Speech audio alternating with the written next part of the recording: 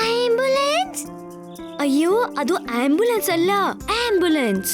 Ambulance. ಒಂದ್ ವೇಳೆ ನೀವು ಕೂಡ ವಿಲ್ಲಿ ಹಾಗೆ ಕರೆಕ್ಟ್ ಆಗಿ ಪ್ರೊನೌನ್ಸ್ ಮಾಡೋದನ್ನ ಕಲಿಬೇಕು ಅಂತಿದ್ರೆ ಕೂಡಲೇ ಡೌನ್ಲೋಡ್ ಮಾಡಿ Kooku TV kids app. Every day ಕುಚ್ ನಯಾ ಸೀಖೋ. ಕೂಕು ಟಿವಿ.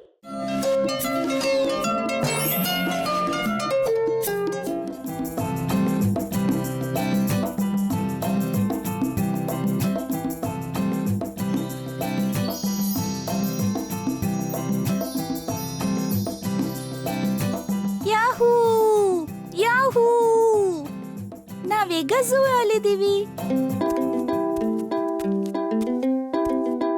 ನೀಲ್, ನೀನ್ ನೋಡೋದಕ್ಕೆ ಕೋತಿ ತರ ಕಾಣ್ತಿದ್ಯಾ.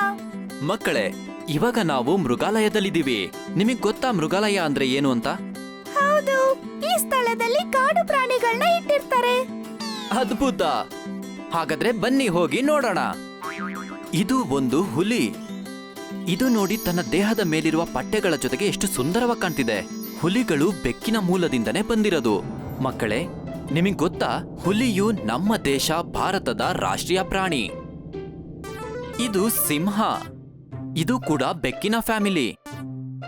ಸಿಂಹ ಕಾಡಿನ ರಾಜ, ಯಾಕಂದ್ರೆ ಇದು ಭಯಾನಕ ಹಾಗೂ ದೊಡ್ಡದಾಗಿದೆ. ನೋಡಿ, ಅದರ ತಲೆ ಮೇಲಿರುವ ಕೇಸರ. ಇವುಗಳ ಗರ್ಜನೆ ಬಹಳ ದೊಡ್ಡದಾಗಿರುತ್ತೆ. ಇದು ಜಿರಾಫೆ. ನೋಡಿ, ಎಷ್ಟು ಉದ್ದವಾಗಿದೆ. ಜಿರಾಫೆಗೆ ಉದ್ದನೆಯ ಕತ್ತಿದೆ. ಇದು ಉದ್ದವಾದ ಮರದಿಂದ ಎಲೆಯನ್ನ ತಿನ್ಬೋದು. ಇದು ನರಿ.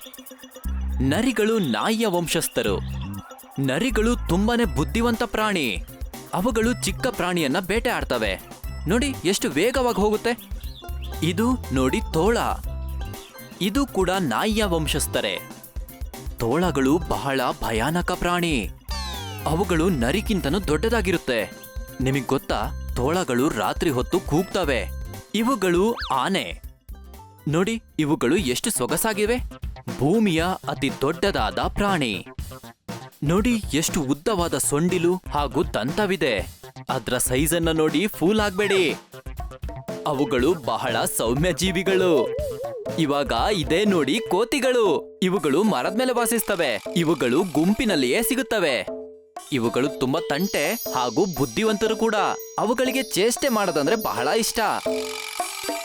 ಇದು ನೋಡಿ ಗೆಂಡಾಮೃಗ. ನೋಡಿ, ಎಷ್ಟು ದೊಡ್ಡದಾಗಿದೆ. ಇವುಗಳು ತನ್ನ ಮೂತಿಯ ಮೇಲಿನ ಕೊಂಬಿನಿಂದ ಫೇಮಸ್. ಗೆಂಡಾಮೃಗಗಳಿಗೆ ದಪ್ಪದಾದ ಚರ್ಮಗಳಿದೆ. ಇದೇ ನೋಡಿ ನೀರು ಕುದುರೆ. ಇನ್ನೊಂದು ದೊಡ್ಡದಾದ ಪ್ರಾಣಿ. ಇದು ಬಹಳ ಸಮಯ ನೀರಿನಲ್ಲಿಯೇ ವಾಸಿಸುತ್ತೆ. ನೋಡಿ, ಎಷ್ಟು ದೊಡ್ಡದಾದ ಬಾಯಿ ಹೊಂದಿದೆ. ಇದು ಭೂಮಿಯ ಎರಡನೆಯ ಅತಿ ದೊಡ್ಡ ಪ್ರಾಣಿ.